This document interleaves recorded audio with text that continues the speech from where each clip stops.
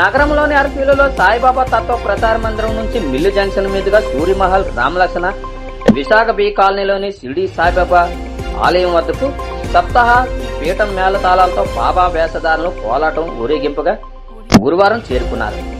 దారి పొడవునా సప్తాహ పీఠానికి హారతులు ఇచ్చారు. విశాఖ బి కాలనీలోని ఆలయంలో సప్తాహ పీఠాన్ని ప్రతిష్ఠించారు. అనంతరం 864వ షిరిడి సాయిబాబా సచ్చరిత సామూహిక సహస్ర పారాయణం, షిరిడి సాయిబాబా సేవా సత్సంగం సభ్యులు, షిరిడి సాయిబాబా సచ్చరిత పారాయణ కర్తలు, శ్రీ విష్ణు సహస్రనామ పారాయణ సభ్యుల ఆధ్వర్యంలో నిర్వహించారు. ప్రత్యేక పూజా హారతులు చేపట్టారు. మధ్యాహ్నం 12 గంటల నుంచి నారాయణ సేవా సమితి ఆధ్వర్యంలో ఆలయంలో అన్నదానం నిర్వహించారు.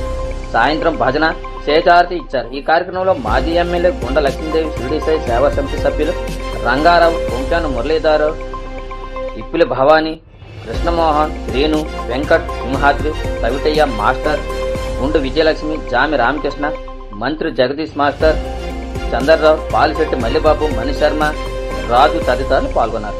బాబా వేషధారంలో ద్వారపు కిషోర్ కుమార్, మహాశ్రీపతిగా పాతిన మురళీధరరావు, నానావల్గా జిల్లా వెంకటరమణ, బూటీ వేషధారంలో అరుణ్ కుమార్, శ్యామ వేషధారంలో వేణు, అబ్దుల్లాగా తరుణ్, రోహిణి, యమున, రేణుక, రమ, ఈశ్వరమ్మ, ప్రత్యుషాల్, లావణ్య వేషధారణలు కూడా సూపర్లకు ఆకట్టుకున్నాయి.